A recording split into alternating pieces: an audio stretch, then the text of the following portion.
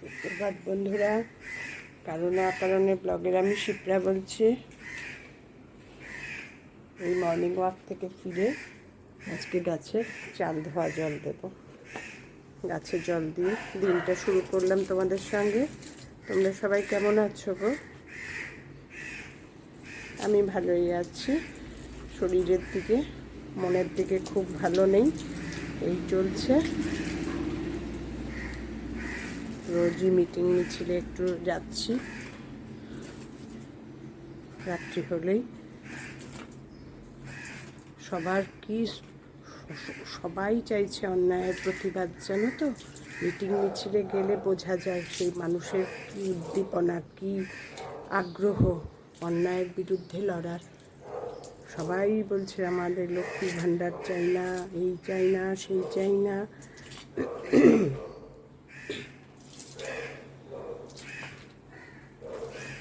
ভাবলাম তোমাদের সঙ্গে আমার বাচ্চা কাচ্চাগুলোকে দেখাই আজকে। আমার ওদের একবার করে দিনে না দেখালে ভালো লাগে না। বেল ফুল গাছটা ধ্যারে বড় হয়ে যাচ্ছে, তারও ফুলের দেখা নেই। বেশ কদিন ফুল দিয়েছে, তারও ফুলের দেখা নেই।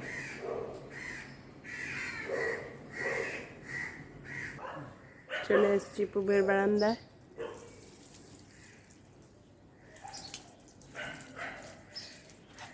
তবে ওপরের গাছটায় না মর্নিংয়ে আর জল দিতে পারি না, ওপরটা লক থাকে তো। আমার কর্তা এসে খুলবে, তারপরে এর জন্য ওকে স্নান করে উঠে দিই।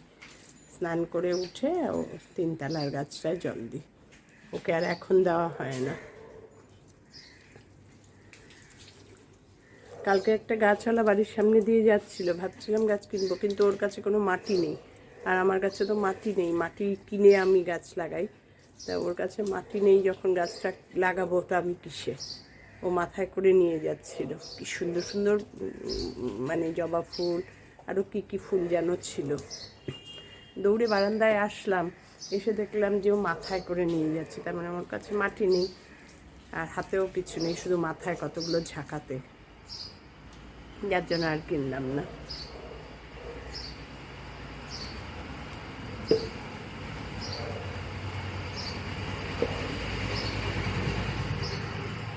আমার গাছগুলোকে দেখে চিন্তা শুরু করলাম। এবার দেখি কি করি। আস্তে আস্তে সব কাজ শুরু করতে হবে। আজকে বৃহস্পতিবারের পুজো আছে, পুজোর সব জোগাড় করতে হবে। পুজোর বাজার করে নিয়েই এসছি।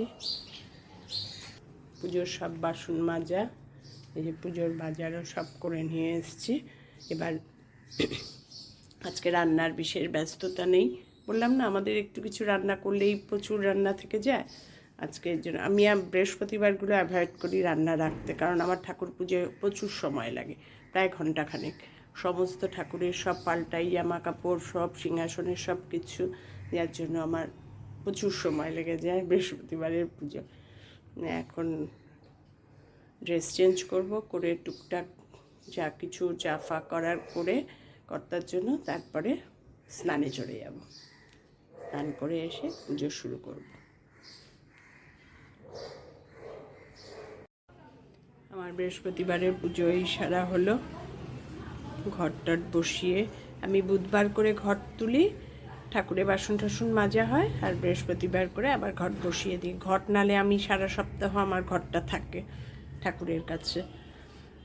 এই পুজো সেরে উঠলাম, প্রায় 45 মিনিট পুজো করতে আমার টাইম লাগে। এই একটা দিনই আমার পুজো করতে ভীষণ টাইম লেগে যায় গো। এই পুজো সেরে উঠে আগে প্রদীপটা অফ করে ভাবলাম তোমাদের সঙ্গে একটু আমার ঠাকুরকে শেয়ার করি, ঠাকুর পুজোটা। ঠাকুর পুজো করতে করতে না আমি ভিডিও করি না, আমার কেমন একটা অস্বস্তি লাগে। ক্যামেরাটা রেখে পুজো করতে আমার মনটা চঞ্চল হয়ে যায়, মনটা ওই দিকেই চলে যায়, যার জন্য আমি আর তখন আর পুজোটা মানে পুজোর মধ্যে আর ক্যামেরা করি না। এই এখন পুজো করে উঠলাম, উঠে এখন গিয়ে চা খাবো। আদা দিয়ে চা করে রাখি, এই চা খাবো। চা খেয়ে ব্যাস, চা খেতে খেতেই ঝুম্পা চলে আসে। চা খেতে খেতেই আমার ঝুম্পা রানীর আগমন ঘটে যায়। ভাবলাম আজকে ঠাকুর ঘরটা একটু ভালো করে তোমাদের সঙ্গে দেখাই, ঠাকুরের পুজো করেছি যে। আমার মা বাবাও রাম ঠাকুর গুরুদেব, রাম ঠাকুর ছিলেন গুরুদেব। আমার শ্বশুর শাশুড়িও ছিলেন। শ্বশুর শাশুড়িই ছিলেন, শ্বশুর মশাই আমার বাবা মাকে নিয়ে গিয়ে রাম ঠাকুরের আশ্রমে দীক্ষা দিয়েছে। দেখতে দেখতে দেখো 1 বছর হয়ে গেছে আমার মা চলে গেলেন। মা গত বছর 28শে সেপ্টেম্বর চলে গেছিলেন। আর এবার 17 সেপ্টেম্বর মানে বিশ্বকর্মা পুজোর দিন বাৎসরিক পড়েছে। রাম ঠাকুরের আশ্রমেই হবে। যেহেতু মা বাবা দীক্ষিত, এই জন্য ওখানেই করবে। ভাই ফোন করেছিল। ঠিক আছে, আজকে দুপুরে লাঞ্চ নিয়ে বসে গেছি দুজনেই। নিম পাতা ভাজা, আমার কর্তার লাঞ্চ দেখো, নিম পাতা ভাজা, বাঁধাকপির তরকারি, তার সঙ্গে ভেন্ডি সেদ্ধ আর টক দই।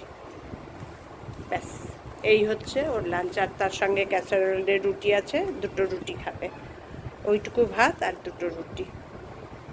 আর আমার লাঞ্চ দেখো একই, নিম পাতা, বাঁধাকপি, ভেন্ডি সেদ্ধ, শসা আবার দিয়েছে। তুমি আবার আমাকে শসা দিয়েছো কেন? আর তেলাপিয়া মাছ করেছিলাম, সেই মাছের ঝোল। এই লাঞ্চ করে ব্যাস। তারপরে আবার মেয়ে মাল্টিভিটামিন খাওয়ার জন্য দিয়েছে, বলছে 7 দিন খেতে আফটার লাঞ্চ দুজনকে। কর্তার প্রচণ্ড সর্দি লেগেছিল না, আর ওয়েদার চেঞ্জের সময় বলছে যেন বাবিও খাবে তুমিও খাবে একটা করে। ঠিক আছে, এবার খেয়ে নিই, তারপরে আবার তোমাদের সঙ্গে কথা বলবো। সন্ধেবেলায় দুজনের 2 কাপ ইনশিওর নিয়ে বসে পড়লাম। সন্ধেবেলা হলে যেন না সন্ধ্যাবাতি দিয়ে একদম নেশা হয়ে গেছে ইনশিওরটা না খাওয়া পর্যন্ত। আর ইনশিওরটা খাবো কি দিয়ে বলো তো? খই দিয়ে। আমরা আজকাল আর মুড়ি খাই না খুব একটা, খইটাই বেশি খাই। মুড়িতে বলছে ডাক্তার প্রেশারের জন্য নুন দেওয়া থাকে, নুন, এর জন্য খইটা খাওয়া সবচেয়ে বেটার। যার জন্য আজকাল আমরা খই খাই। খই আর কর্তা খায় ছোলা, আমি খাই বাদাম, দুজনের 2টো। আমার একদম ছোলা ভালো লাগে না। যত সব অপকারী জিনিস আমার, আর উপকারী জিনিসও ভালোবাসে। এখন এই ইনশিওরটা দুজনে মিলে খাবো, খেয়ে এবার সুখ দুঃখের গল্প নিয়ে বসবো। সারা সকাল থেকে আর হয় না, দুপুরবেলা ও শুয়েই একটু ঘুমিয়ে পড়ে। আমি তো মোবাইল করি, এই করি, সেই করি, এই গুছাই, ওই পরিষ্কার করি, এই সব করি, করে টোরে সেইভাবে ঘুম আমার হয় না। একটু শুলাম, আবার উঠে পড়লাম, কিন্তু ও টানা ঘুমায়। 2টো 2:30 থেকে 4টে, 4:30, 5টা পর্যন্ত ঘুমায়। শুয়ে থাকি আমিও, আবার একটু এই কাজ করি। আবার দুপুরবেলা আমার খাওয়া দাওয়ার পর একদম ঘুম হয় না। আর যদিও বা ঘুমাই না, রাত্রে ঘুমের খুব ডিস্টার্ব হয়। যদি কোনো দিন খুব ক্লান্ত থাকি হয়তো ঘুমিয়ে পড়লাম, খুব ডিস্টার্ব হয়। আর এখন তো বাবান কদিন ধরে আসছে না, মেয়ে অফিস যাচ্ছে না, বাড়ি থেকেই অফিস করছে, ওয়ার্ক ফ্রম হোমই করছে। এই উইকটাও করলো, সামনের উইককেও। আর বাবানের তো এখন ওই ড্রিল কম্পিটিশান না কি বলছিল সেদিন, যেন ড্রিলই তো মনে হয়, তাতে নাম নিয়েছে, সিলেক্টেডও হয়েছে। এখনও রোজই স্কুলের পর 2 ঘন্টা করে বেশি রাখছে, 1:30টার সময় ছুটি দিচ্ছে। তা 2 দিন ছোটো মেয়ে নিয়ে এসছে, আর বাদ বাকি বড় মেয়েই বাড়ি থেকে 1টায় বেরোচ্ছে, গাড়ি করে নিয়ে আসছে। মানে স্কুল গাড়ি তো আর অ্যাভেল করবে না। এই হচ্ছে কথা।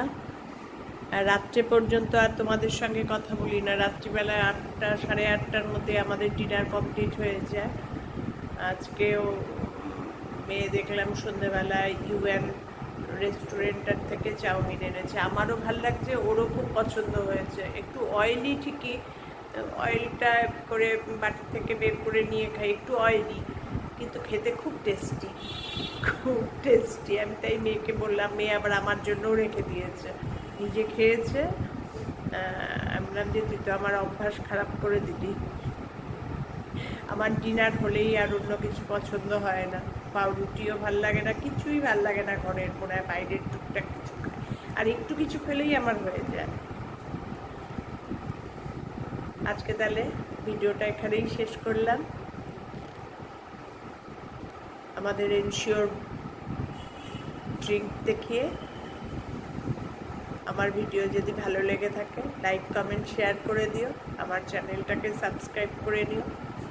আর কি বলবো, এখনো বিচারের কিচ্ছু হয়নি, চলছে। বললাম না, বিচারের নামে চলছে প্রহসন, সেই হচ্ছে। কি হবে জানি না, তবে বিচার চাই, বিচার চাই, এটা একদম ঠিক। মানে বিরক্ত হলে চলবে না, বিশাল চক্রের সঙ্গে পড়েছ, একদিনে সেই রুট উঠবে না। তোমরা সবাই ভালো থেকো, সুস্থ থেকো, সাবধানে থেকো। আবার দেখা হবে নতুন একটা দিন নতুন ভিডিওর সঙ্গে। টাটা।